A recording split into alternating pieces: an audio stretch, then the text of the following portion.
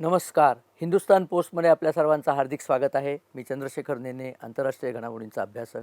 माझ्याबरोबर रोहित व्हिडिओग्राफर आहेत. आपण भारतातल्या झुरळांबद्दल बोललो, पण झुरळं ही सगळ्या जगात पसरलेली आहेत हो. आता इतके दिवस आपण युक्रेनची लढाई आणि इराणची लढाई याच्याबद्दल फारसा व्हिडिओ केलेला नाही आहे. पण एक विचित्र गोष्ट आता घडायला लागली आहे, की या दोन्ही लढाया एकमेकांच्या जवळ यायला लागलेल्या आहेत. आता कसं झालं बघा. काल असं युक्रेननी जाहीर केलं, की युक्रेनच्या स्वतःच्या बॉर्डरमधनं इराणच्या कार्गो शिपवरती हल्ला केला. आता हे इराणचं कार्गो शिप त्याला कुठे भेटलं? तर इराणच्या उत्तरेला कास्पियन समुद्र आहे. कास्पियन समुद्र हे नाव कश्यप समुद्र यावरनं आलेलं आहे बरं का. आपल्या पुराणामध्ये कश्यप समुद्राचं वर्णन आहे. असू दे, ते गोष्ट वेगळी. तर त्या कास्पियन समुद्रामध्ये त्या इराण आणि रशियाच्या मध्ये ते कास्पियन समुद्र आहेत. कास्पियन समुद्राला बॉर्डर एका बाजूला कझाकस्तान आहे, एका बाजूला उझबेकिस्तान आहे, एका बाजूला इराण आहे दक्षिणेला, उत्तरेला संपूर्ण रशिया आहे. युक्रेनची काही डायरेक्ट बॉर्डर त्याला लागली अशातली गोष्ट नाही. युक्रेनची बॉर्डर लागली ती काळ्या समुद्राला आहे. पण युक्रेननी हल्ला कोणावर केला? तर इराणच्या कार्गो शिपवर केला. आणि सांगितलं काय? बरं, हल्ला अचानक झाला, चुकून झाला वगैरे काही नाही, मुद्दाम केला आहे. आणि काय सांगितलं आहे की इराणला जी मिसाईल डायरेक्शन मिळते, मिसाईलचं कुठे पडावं मिसाईल याच्याकरता जो सॅटेलाईट डेटा मिळतो तो रशियाकडनं मिळतो. त्या डेटाचं इक्विपमेंट रशियातनं येत होतं, आम्ही ते उडवून टाकलं. बघा, म्हणजे त्यांना काय म्हणायचं आहे की इराण काय करतं सध्या, इराणवरती हल्ले झाले की ते ताबडतोब अमेरिकेचे जे तळ आहेत कुठे पश्चिम आशियामध्ये त्या तळांवरती हल्ला करतं. इस्रायलवरती जाऊन हल्ला करतं. मध्ये सायप्रसवर जाऊन हल्ला केला होता. आता इराणकडे मिसाईल्स तर आहेत, सर्वांना माहिती आहे त्यांच्याकडे लाँग रेंज मिसाईल्स आहेत. लाँग रेंज म्हणजे अगदी ब्रिटनपर्यंत जाऊ शकतील अशी मिसाईल्स आहेत असं म्हटलं जातं. पण तिथे गेल्यानंतर योग्य ठिकाणी त्या मिसाईलनी हल्ला करणं याच्याकरता सॅटेलाईट डेटा लागतो. ती कपॅसिटी इराणकडे नाही आहे. ती कपॅसिटी त्याला रशिया पुरवतो अशी सर्वसाधारण समजूत आहे. चीनही पुरवत असेल, पण रशिया पुरवतो अशी सर्वसाधारण समजूत आहे. तर झेलेन्स्कीनी स्वतः सांगितलं की त्या डेटा पुरवण्याकरता जे यंत्रसामुग्री येत होती त्याचं जहाज आम्ही उडवून टाकलं आहे. आता झेलेन्स्कीनी उडवल्यानंतर इराणचे आराकची म्हणून जे परराष्ट्रमंत्री आहेत ते म्हणले, असं काय, आता तुम्हालाही बघून घेऊ. ते टिपिकल भांडणं गुंडांची असतात तशी ती झालेली आहेत. प्रश्न असा आहे की झेलेन्स्कीनी इराणवरती हल्ला का करावा? आणि याची कारणं फार वेगळी आहेत. ती आपल्यापुढे मांडायची आणि त्याचा आपल्याशी संबंध आहे. तो का ते पहिले सांगतो. रशियामध्ये सध्या आत्तापर्यंत तर रशिया युक्रेनला हवं तसं ठोकत होता. कीववरती हल्ला करतील, ते झपोर्झिया आहे तिथे हल्ला करतील, म्हणजे युक्रेनमधल्या महत्त्वाच्या शहरांवरती असं चालू होतं. कारण अमेरिकेने युक्रेनला हल्ला करण्याकरताची शस्त्रास्त्र दिली नव्हती. फक्त हल्ल्यापासून वाचवण्याची पॅट्रियट मिसाईल्स जी एअर डिफेन्सची आहेत ती दिली होती. आता परिस्थिती बदललेली आहे. आता अमेरिकेने युक्रेनला ड्रोन टेक्नॉलॉजी दिली आहे. युक्रेनने अप्रतिम ड्रोन डेव्हलप केलेले आहेत आणि ते ड्रोन वापरून ते रशियामध्ये प्रचंड हल्ले सुरू केलेले आहेत. रशियाच्या रिफायनरीमध्ये युक्रेनने हल्ले केलेत. रशियाच्या रिफायनरी इतक्या उडवल्या आहेत, सेंट पीटर्सबर्गच्या उडवल्यात, मॉस्कोच्या उडवल्यात, आणखीन पुढच्यापर्यंत इर्कुटस्कच्या पण मला वाटतं उडवल्या आहेत, की रशियामध्ये आता पेट्रोल आणि डिझेलचं रेशनिंग करण्याची वेळ आली आहे. आणि रेशनिंग अशा करता की रशियामध्ये क्रूड ऑइल प्रचंड आहे, पण रिफायनरी तेवढ्या नाही आहेत ना. क्रूड ऑइल तुम्हाला मोटरमध्ये घालता येत नाही, त्याच्यापासून पेट्रोल तयार करायला लागतं, त्याच्यापासून डिझेल तयार करायला लागतं. आज परिस्थिती अशी आहे की रशिया आपल्याकडनं डिझेल आणि पेट्रोल विकत घेत आहे. आपल्याकडनं का हो? कारण रशियाचं क्रूड आपण रिफाईन करतो. जामनगरला जी अंबानींची रिफायनरी आहे किंवा नायराची रिफायनरी जामनगरला आहे, त्या दोन्ही ठिकाणी आपण हे क्रूड ऑइल रिफाईन करतो आहे आणि त्याचं रिफाईन झालेलं डिझेल पेट्रोल पुन्हा रशियाला पाठवतो आहे आणि त्याच्यात भरपूर पैसे कमवतो आहे. भारताकरताही चांगली न्यूज आहे. पण प्रश्न असा आहे की रशियाच्या जर जहाजांवरती हल्ले व्हायला लागले आणि रशियाला जर तेल त्यांचं आपल्याकडे पाठवता आलं नाही, आपण तेल कुठनं घेतो? रशियाकडनं भरपूर घेतो. अमेरिका काही म्हणू, ट्रम्पने काही म्हटलं तरी आपण त्याला जुमानत नाही, हवं तसं तेल घेतो. त्याच्याशिवाय व्हेनेझुएलाचं तेल ट्रम्प आपल्याला विकणारे अशा गोष्टी आहेत. क्रूड, बेसिकली क्रूड घेतो आपण, डिझेल पेट्रोल कधीच घेत नाही. आपल्याकडे उत्तम रिफायनरिंग कपॅसिटी आहे. पण मुख्य आपलं तेल यायचं पश्चिम आशियातनं.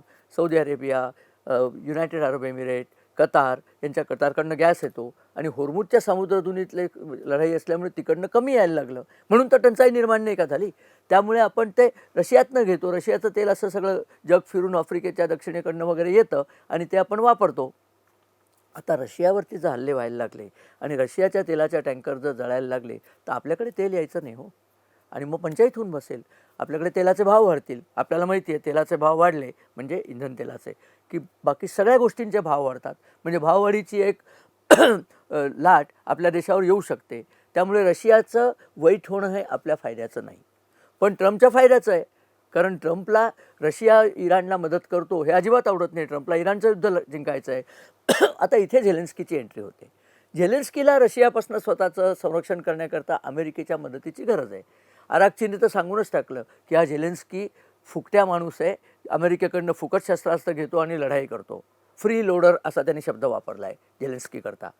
पण झेलेन्स्कीने काय केलं यावेळेला, तो ट्रम्पकडे गेला आणि म्हणला आम्हाला या सगळ्या गोष्टी पाहिजे, तुम्ही आम्हाला द्या वगैरे सगळं, पण तुमच्याकरता आम्ही काहीतरी करू इच्छितो. ट्रम्प म्हणला काय करशील? 2 गोष्टी करेल.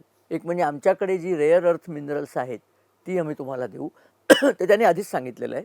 आणि दुसरं म्हणजे रशिया जी मदत इराणला करत आहे ती कास्पियन समुद्रातनं करत आहे, तिथपर्यंत आमची हत्यारं पोचत आहेत. त्यामुळे आम्ही ती जहाजं बुडवू म्हणजे इराणला डायरेक्शन मिळणार नाही. मिसाईल उडवतील पण नेमकी जाऊन कुठे ती मिसाईल आदळणार नाहीत. आणि ही अमेरिकेला खूप मोठी मदत आहे. कारण अमेरिकेचे परवा जॉर्डनमधले काही सैनिक मेलेले आहेत. इराणनी प्रिसाईज हल्ला केला. कारण काय हो, देश खूप मोठा असतो. मिसाईल जॉर्डनवर पडलं ते कुठेही पडू शकतं ना. आता भारतावरती तसं होऊ नये, पण एखादं मिसाईल जर थरच्या वाळवंटात पडलं तर काही नुकसान होत नाही भारताचं. पण नेम धरून पडलं तर पंचायत होते. या नेम धरण्याची तंत्रज्ञान जर रशिया इराणला पुरवत असलं तर ते फार डेंजरस आहे. म्हणून झेलेन्स्कीनी स्वतःची शक्ती दाखवण्याकरता ही चाल खेळलेली आहे की त्यांनी इराणचं जहाज उडवलं आहे. त्यातनं इराणचं झेलेन्स्कीची भांडण झालं तर हू केअर्स, त्याची झेलेन्स्कीला पर्वा नाही. झेलेन्स्कीने आणखीन एक काम केलं आहे, तुम्हाला माहिती असेल. युनायटेड अरब एमिरेट्स आणि सौदी अरेबिया या दोन्ही देशांना झेलेन्स्कीने आपली माणसं आणि ड्रोनचं तंत्रज्ञान पुरवलं आहे की उद्या जर तुमच्यावरती हल्ला झाला आणि तुम्हाला ड्रोन वापरून जर इराणमध्ये हाहाकार मचवायचा असला तर मी माझी माणसं तुम्हाला देतो आहे. म्हणजे झेलेन्स्की आणि युक्रेन या युद्धात आता एंटर करतो आहे. कारण काय माहिती आहे का, झेलेन्स्कीच्या देशाची इतकी वाट लागली आहे की इराणने आणखीन 4 मिसाईल त्यांच्यावर टाकली तरी त्यांना काही करणार नाही. मेलं कोंबडं आगीला भीत नाही. त्यामुळे झेलेन्स्की म्हणतोय की काय व्हायचं ते उद्या, मी अमेरिकेच्या पक्षात आहे, अमेरिकेला जेवढी मदत करता येईल तेवढी मी मदत करणार आहे कास्पियन सीमध्ये. आणि इथं काय आहे की नुसतं कास्पियन सीमध्ये एक जहाज बुडवणं महत्त्वाचं नाही आहे, ते जहाज कुठे आहे ते कळलं पाहिजे ना. ती गुप्तहेर यंत्रणा बहुतेक झेलेन्स्कीची चांगली मजबूत आहे आणि त्यांना कळलं होतं की एक जहाज येते, त्याच्यामध्ये डेटा कॉम्पोनंट आहेत, ते कॉम्पोनंट वापरून इराणला कळेल की मिसाईल कशी नेमकी टाकायची, आणि ते जहाज त्यांनी बुडवलं. आणखीन एक गोष्ट झेलेन्स्कीने अमेरिकेला देऊ केली आहे की झेलेन्स्कीने प्रचंड मोठा हल्ला झेललेला आहे आणि स्वतःही केलेले आहेत. आता तर त्यांची मिसाईल्स रशियापर्यंत जात आहेत वगैरे आपल्याला माहिती आहे.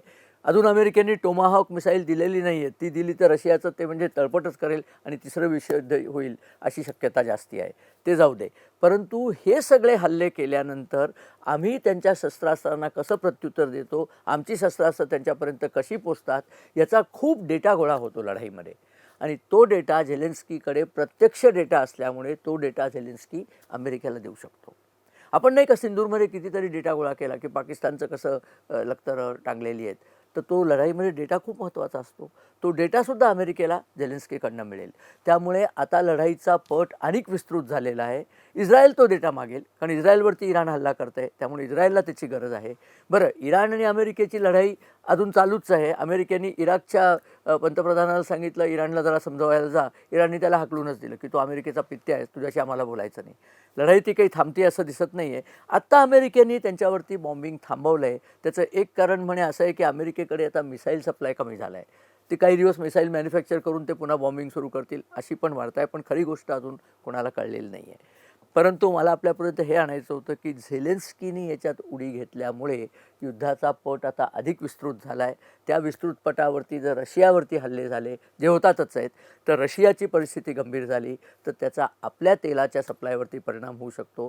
तेव्हा आपण सावध असलं पाहिजे. असं म्हटलं जातं की आपल्याकडे जो स्ट्रॅटेजिक पेट्रोलियम रिझर्व्ह होता, म्हणजे लढाई झाली तर आपण ठिकठिकाणी क्रूड तेलाचे साठे करून ठेवलेले आहेत. त्या साठे मंगलोरमध्ये आहेत, ईस्ट कोस्टला आहेत, बऱ्याच ठिकाणी केलेत. तर ते साठे साधारण 75 दिवसाचं तेल आपल्याला बाहेरनं नाही आलं 75 दिवस तरी आपण या तेलावर दुकान चालवू अशी परिस्थिती होती. मध्ये ते बरेच वापरले गेले, ते अजून पुरते भरले गेले नाही आहेत, कारण युद्ध तेवढं थांबले नाही आहेत, तेवढं तेल आपल्याकडे आलेलं नाही आहे. तेव्हा थोडीशी काळजीची बाब आहे. आणि त्याच्यात हे कॉक्रोच मंडळी आपल्या इथे उगीच नसते उद्योग करतायत, तेव्हा आपण सगळ्यांनी सावध असलं पाहिजे. आंतरराष्ट्रीय घडामोडी त्याकरता आपल्याला जाणायच्या असतात की भारतात काय होऊ शकेल याची थोडीशी पूर्वकल्पना आपल्याला यावी आणि आंतरराष्ट्रीय राजकारण कसं चालतं याच्याबद्दल आपल्याला थोडीशी माहिती द्यायची होती, म्हणून हा व्हिडिओ केला. युक्रेन आणि रशिया या लढाईला, इराण आणि अमेरिका या लढाईला एक पॅचवर्क झालेलं आहे असं वाटतं आहे आणि ही फार डेंजरस परिस्थिती आहे. याच्यातनं पुढे काय निघेल कोणी सांगू शकत नाही. असो, हा व्हिडिओ जर आपल्याला आवडला तर मित्रपरिवाराबरोबर शेअर करा, आमच्या चॅनलला सबस्क्राईब करा आणि हो, आपल्या कमेंट्स आमच्यापर्यंत येऊ देत. आपण भरभरून आमचे व्हिडिओ पाहतात त्याबद्दल धन्यवाद आणि नमस्कार.